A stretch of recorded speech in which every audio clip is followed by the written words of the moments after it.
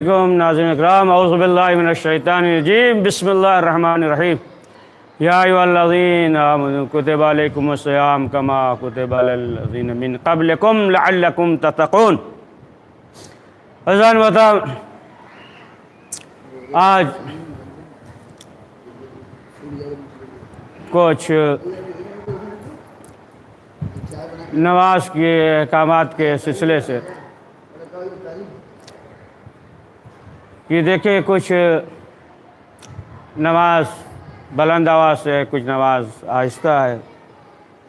کہ جیسے مغرب اور عشاء اور صبح کی نماز میں الحمد اور سورہ جو ہے یہ بلند آواز سے پڑھے گا، تو یہاں تک کہ آخری حرف، آخری کلمات تک کو بھی بلند آواز سے پڑھے۔ اگر مثلاً جو ہے شور شرابہ ہو اس طریقے سے، تو کم سے کم جو ہے اتنی آواز میں پڑھے کہ وہ خود سن سکتا ہو، اور زیادہ آواز بلند کرنا، معمول سے زیادہ مثلاً جو ہے چیخ رہا ہے، کسی کو بلا رہا ہے، مثلاً جو ہے ایسا کہ فریاد کر رہا ہے، تو پھر نماز باطل ہو جائے گی۔ یعنی معمول سے زیادہ جو ہے آواز کو بلند کرے، کہ جیسے فریاد کر رہا ہو۔ تو عورتوں کے لیے جو ہے وہ اختیار ہے کہ صبح اور مغرب اور عشاء میں الحمد اور سورہ بلند آواز سے پڑھے یا آہستہ پڑھے، لیکن جو ہے اگر نامحرم سن رہا ہو، سننا حرام ہو، تو پھر اسے چاہیے کہ الحمد اور سورہ وہ آہستہ پڑھے۔ ظہر اور عصر میں جو ہے یہ مرد اور عورت دونوں کے لیے احتیاط واجب ہے کہ الحمد اور سورہ جو ہے یہ آہستہ پڑھے۔ اب مقتدی باجماعت نماز پڑھ رہا ہے، تو جو نماز بلند آواز سے پڑھی جاتی ہے وہ جو ہے صرف الحمد اور سورہ جو ہے وہ سنے گا۔ اگر جو ہے بعض کلمات کو نہ بھی سمجھ سکے تو پڑھنا ضروری نہیں ہے، لیکن جو ہے اصلاً امام کے الحمد اور سورہ کو نہ سن پائے تو پھر وہ الحمد اور سورہ جو ہے وہ پڑھ سکتا، اصلاً نہ سنے تو پھر الحمد اور سورہ پڑھے۔ یا مثلاً جو ہے شک ہو جائے کہ یہ جو الحمد اور سورہ کی آواز آ رہی ہے یہ پیش امام کی آواز ہے، امام کی آواز ہے، یا مثلاً کسی اور چیز کی آواز ہے، کہ مثلاً موبائل کی آواز ہے یا کسی اور کی آواز ہے، پھر وہ جو ہے الحمد سورہ پڑھ سکتا ہے، اور بعد میں اگرچہ معلوم ہو جائے کہ امام کی آواز تھی تو کوئی حرج نہیں ہے۔ تو جو نماز بلند آواز سے پڑھنی ضروری ہو، جیسے یہ 3 نمازیں، اور جو نماز آہستہ پڑھنا ضروری ہے، اگر عمدن جان بوجھ کر وہ جو ہے جو بلند آواز سے پڑھنا چاہیے وہ آہستہ پڑھنے لگے، الحمد اور سورہ جو آہستہ پڑھنا چاہیے عمدن جان بوجھ کر بلند آواز سے پڑھنے لگے، عمدن اگر ایسا کیا جان بوجھ کر، تو پھر اس کی نماز جو ہے وہ باطل ہو جائے گی۔ یعنی معلوم ہے کہ مغرب اور عشاء میں صبح کی نماز میں الحمد اور سورہ جو ہے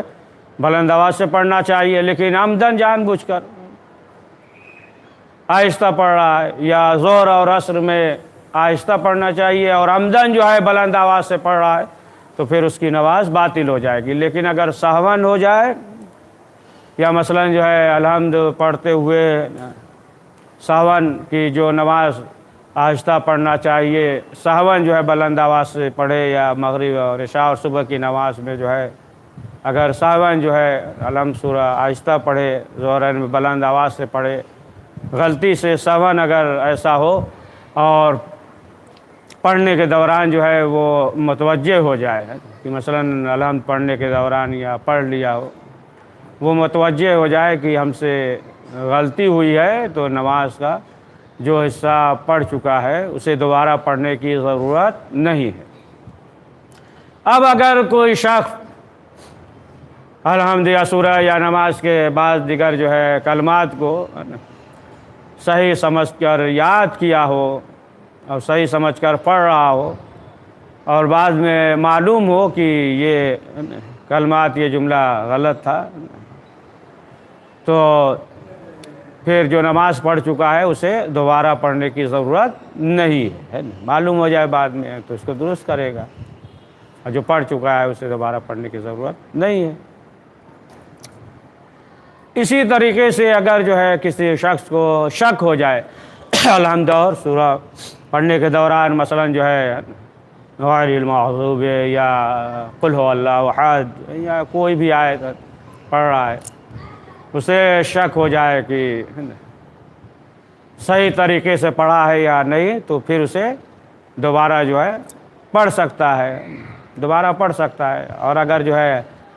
آگے بڑھ گیا ہو تو شک ہو تو اسے چاہیے کہ اپنے شک کی پرواہ نہ کرے، لیکن اگر شک ہو دوبارہ کہ یہ اس آیت کو درست پڑھا یا نہیں، شک ہو گیا دوبارہ پڑھ سکتا ہے، پھر شک ہو جائے پھر پڑھ سکتا ہے۔ اگر وسوسے کی حد تک پہنچ جائے تو پھر احتیاط مستحب یہ ہے کہ اس نماز کو دوبارہ پڑھے۔ تو عزیزان محترم، ظاہر سی بات ہے کہ کچھ مسائل تھے کہ جس کا آپ حضرات کے سامنے ذکر کیا، تو یہ جو مبارک مہینہ ہے تزکیہ نفس کا ہے کہ انسان نفس کے تابع نہ ہو اور انسان کے اندر جو ہے تکبر غرور نہ پایا جائے، بلکہ تواضع ہو، انکساری ہو۔ اور ظاہر سی بات ہے کہ اگر تواضع اور انکساری انسان کے اندر پایا جائے تو لوگ ایسے شخص کے دوست بھی زیادہ ہوتے ہیں، محب زیادہ ہوتے ہیں، چاہنے والے جو ہے وہ زیادہ ہوتے ہیں کہ انسان جو ہے وہ خود سوچے کہ اگر انسان کے اندر جو ہے غرور پیدا ہو جائے کسی چیز کا بھی،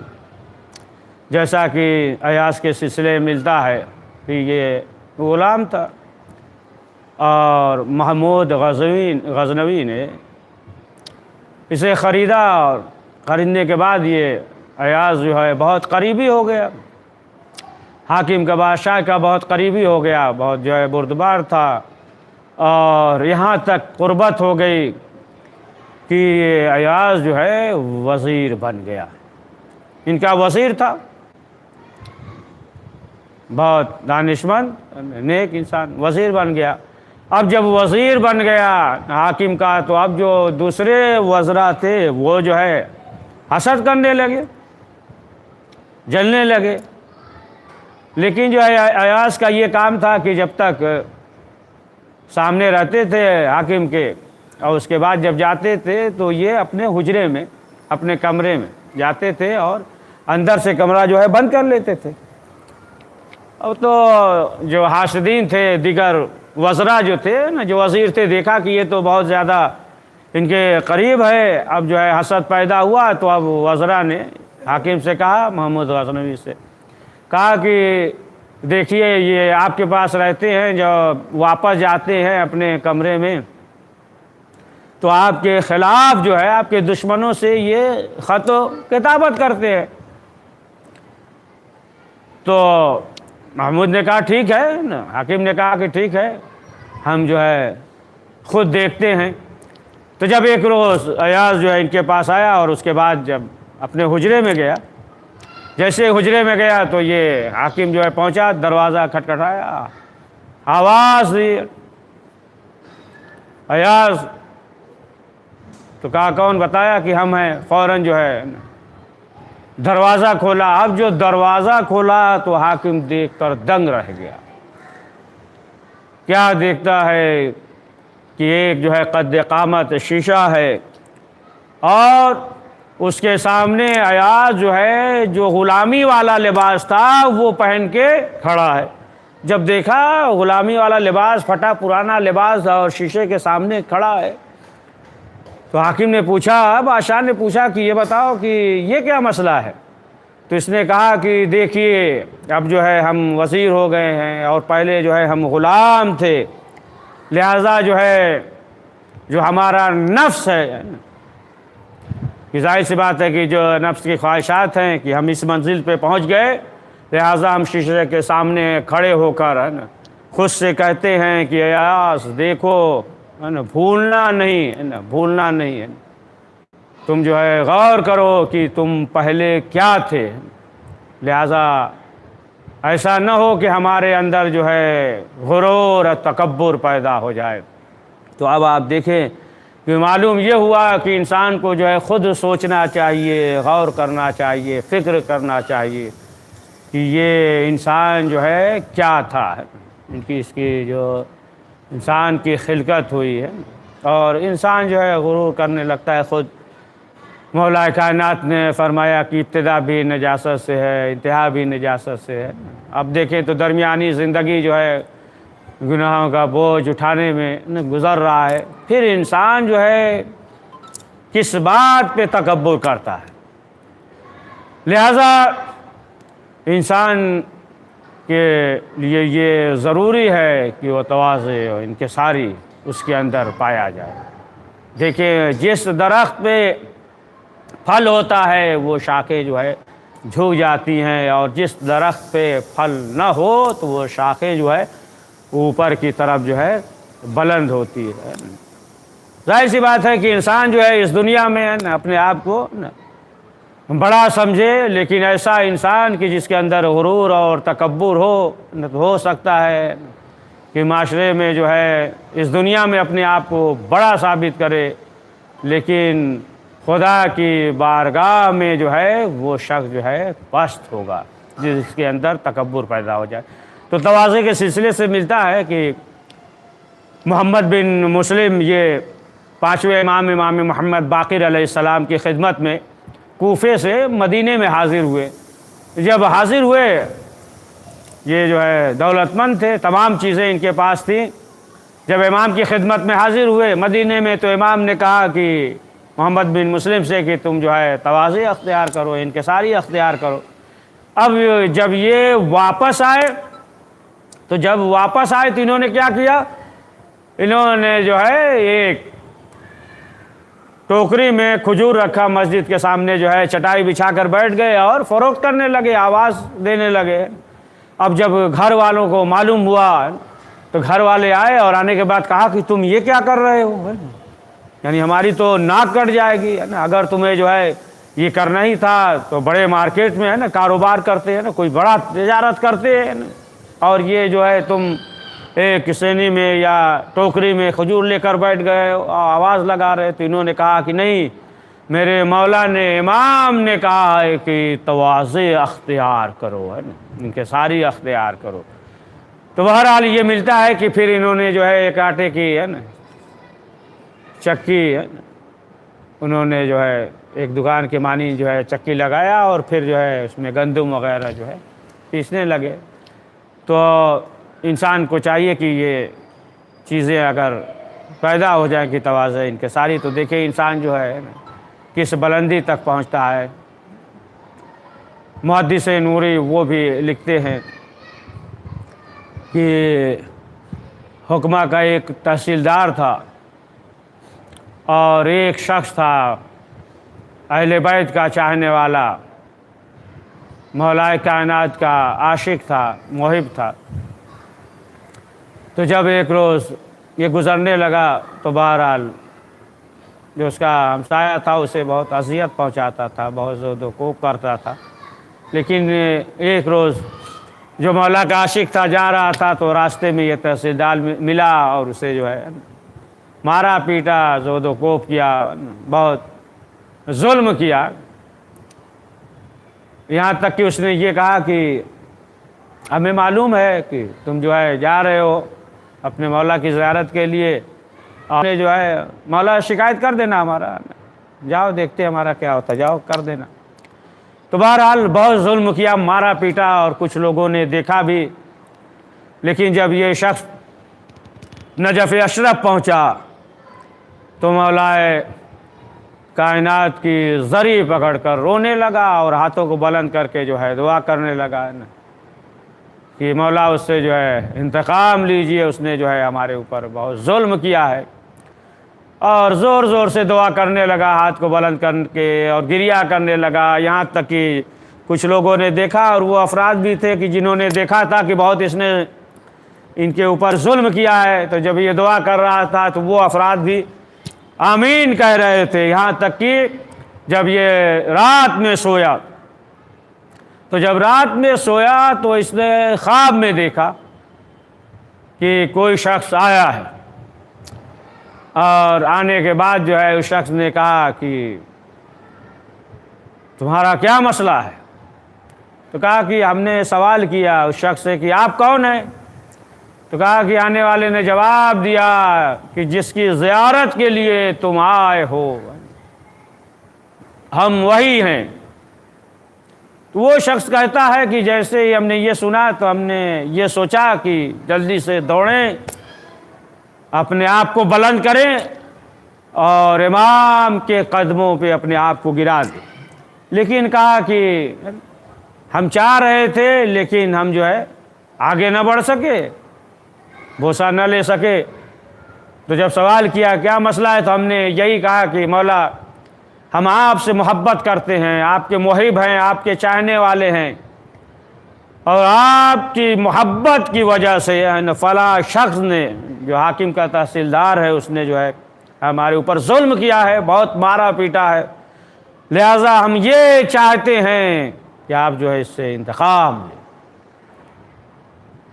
تو جب یہ کہا تو امام نے کہا کہ نہیں، جانے دو اسے، چھوڑ دو، معاف کر دو۔ تو عالم خواب میں کہا کہ نہیں مولا ایسا نہیں ہو سکتا، وہ اس نے جو ہے ہمارے اوپر بہت ظلم کیا ہے، لہٰذا جو ہے ہم یہ چاہتے ہیں کہ اس کا آپ انتقام لیں۔ کہا اس کے بعد جو ہے نیند کھل گئی۔ پھر جو ہے ہم نے دوسرے روز دعا کی، اور پھر اس کے بعد جب ہم سوئے تو پھر جو ہے خواب میں دیکھا، ہم نے یہی کہا، مولا سے شکایت کی کہ مولا ہم جو ہے اور کس کے پاس جائے، ہم آپ کے بارگاہ میں شکایت لے کر آئے ہیں، اس نے ہمارے اوپر بہت ظلم کیا ہے۔ تو پھر ہم نے یہی کہا کہ معاف کر دو۔ پھر نیند سے بیدار ہوئے، لوگوں سے ذکر کیا تو لوگوں نے یہ کہا کہ دیکھو اب تمہیں یہ چاہیے کہ تم اسے معاف کر دو۔